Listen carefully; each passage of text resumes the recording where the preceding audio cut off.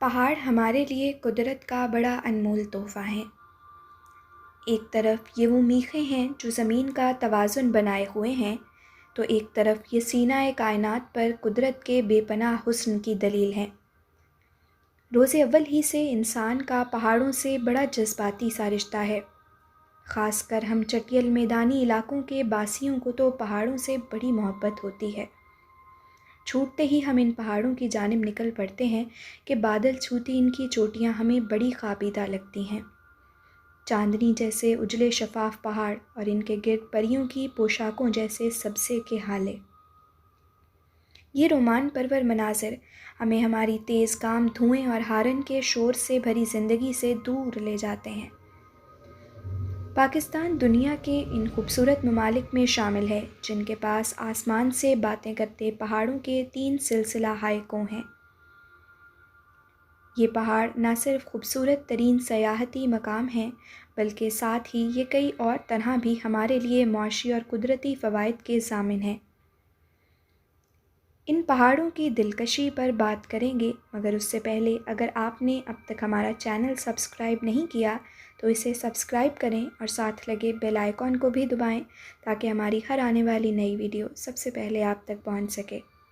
اور اگر آپ کو ہماری یہ ویڈیو پسند آئے تو ہمیں کمنٹ سیکشن میں ضرور بتائیے۔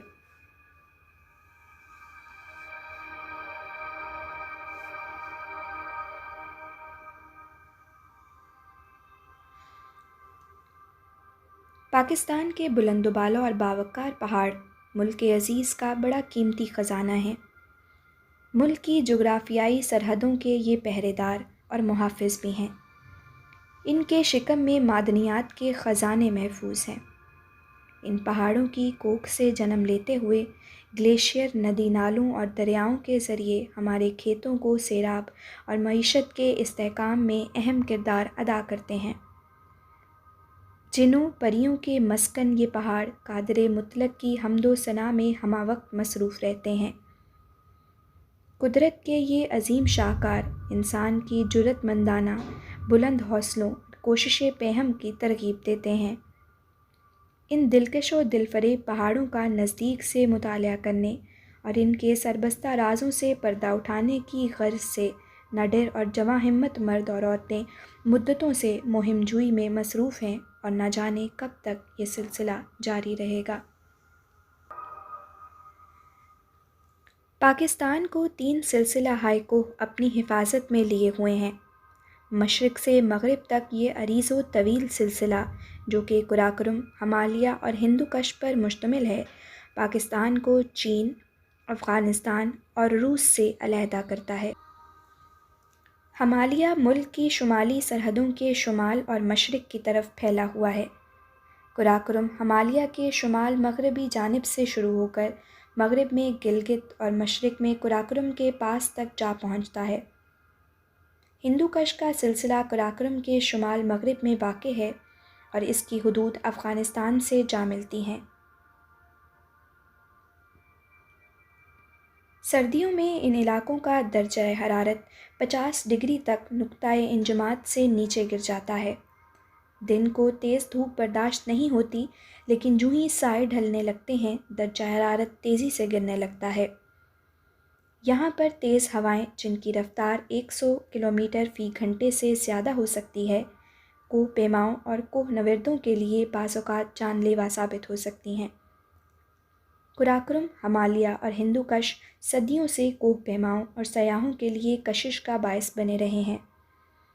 سندھ اور پنجاب کے زرخیز میدانوں سے لے کر چین اور صحرائے گوبی کے مرکے تک یہ پہاڑی سلسلے دروں وغیرہ کے ذریعے راستے فراہم کرتے ہیں۔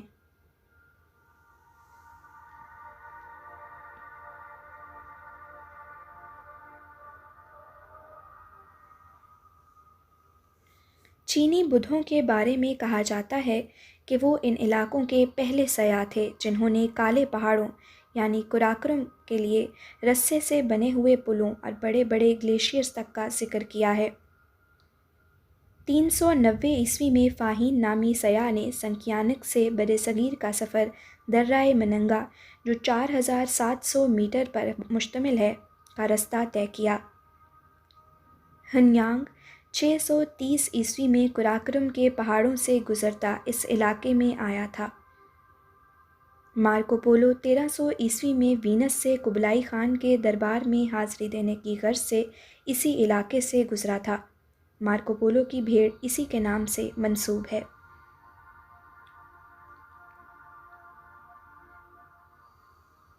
ابن بطوطہ 14ویں صدی میں یہاں آیا تھا۔ بعد میں اٹلی اور برطانیہ کے ڈیوک اور شہزادے، یورپ اور امریکہ کے کھلاڑی، مہم جو، سائنسدان، سیاح اور طالع آزما علاقوں میں سیر و سیاحت، کوہ پیمائی، تحقیق اور بعض دفعہ پوشیدہ مقاصد لے کر یہاں آتے رہے۔ ان علاقوں کی خوبصورتی اور شان و شوکت کو الفاظ میں بیان کرنا مشکل ہے۔ یہاں 7000 میٹر سے زیادہ بلند ان گنت چوٹیاں ہیں۔ 7500 میٹر سے زیادہ بلند 30 کے قریب پہاڑ موجود ہیں اور 8000 میٹر سے بلند دنیا کی کل 14 چوٹیوں میں سے 5 یہاں واقع ہیں۔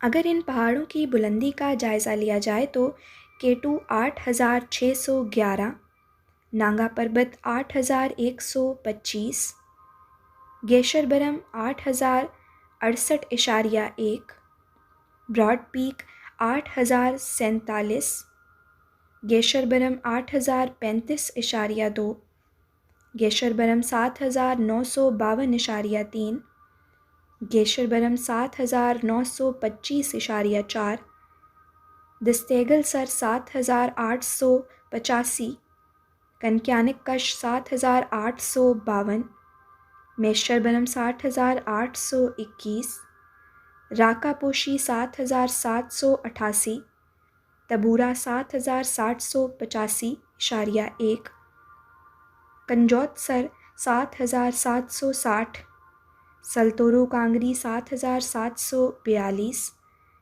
ترائیور 7720، ترچمیر 7706، چھوگلیزا 7654، ششپارے 7619، سنکیانک نگری 7584، پیمیوری کش 7952 میٹر پر مشتمل ہے۔ ان کے علاوہ کئی چوٹیاں ایسی بھی ہیں جنہیں انسان کا گزر ہوا ہے اور نہ ہی انہیں کوئی نام دیا گیا ہے۔ یہاں جتنی زیادہ تعداد میں گلیشیئر ہیں اتنے دنیا میں کہیں اور شاید نہ ہوں۔ یہاں کے بعض دروں کی بلندی یورپ کے پہاڑوں سے زیادہ ہے۔ دیوسائی 3700 میٹر بلندی پر واقع وسیع و عریض میدان اسی علاقے میں ہے۔ پھنڈر، کھجورا، ستپرا کی شفاف نیلی اور سبز جھیلیں یہاں پائی جاتی ہیں۔ پاکستان اور چین کو ملانے والی شاہراہ ریشم اسی علاقے سے گزرتی ہے۔ 3000 کلومیٹر لمبا دریائے سندھ یہیں کی گزرگاہ ہے۔ بلوچستان اور بلتستان کی ثقافت، شمشال اور شگھر کی پراسرار وادیاں بھی یہیں ملیں گی۔ اس طرح سے پاکستان کے پہاڑوں میں حسن اور پراسراریت کا خوبصورت امتزاج پایا جاتا ہے۔ ان علاقوں کی کشش ناقابل بیان اور ناقابل فراموش ہے۔ جو غیر ملکی کوہ پیما اور سیاح ایک دفعہ ان علاقوں میں آ جاتے ہیں، ان میں سے اکثر و بیشتر کی یہ خواہش اور کوشش ہوتی ہے کہ وہ بار بار یہاں آئیں اور فطرت کی رنگینیوں سے محفوظ اور سرشار ہوں۔ صدیوں کی مسلسل برف باری اور موسمی تغیر و تبدل کے باعث پہاڑی علاقوں میں برف کی تبیض تہیں جم جاتی ہیں۔ پہاڑوں کے دامن سے یہ تہیں آہستہ آہستہ سرکتی جاتی ہیں۔ آس پاس کے علاقے سے ان میں مٹی، پتھر اور معدنیات گھل مل جاتی ہیں۔ برف کے دریا سے اسے تشبیہ دی جا سکتی ہے۔ یہ تودے گلیشیئرز کی صورت اختیار کر لیتے ہیں۔ بوجھ، دباؤ اور اندرونی حرارت کی وجہ سے گلیشیئر کے نچلے حصوں سے برف پگھل کر پانی کی شکل میں رسنے لگتی ہے اور گلیشیئر کے دہانے سے ندی نالے روپ دھار لیتے ہیں۔ گلیشیئر کی لمبائی، چوڑائی اور گہرائی کئی کلومیٹر ہوتی ہے۔ تازہ برف باری کے بعد گلیشیئر کے اوپر کی سطح جیسے طویل و عریض سفید چادر جیسی لگتی ہے، لیکن اس کے نیچے خطرناک گہری دراڑیں مہلک ثابت ہو سکتی ہیں۔ اس سلسلے کی اگلی ویڈیو میں ہم آپ کو پاکستان کے ان خوبصورت پہاڑوں میں موجود برفیلے گلیشیئرز کے متعلق تفصیل سے بتائیں گے، اور یہ بھی کہ ان حسین اور جنت نظیر وادیوں تک کیسے پہنچا جا سکتا ہے۔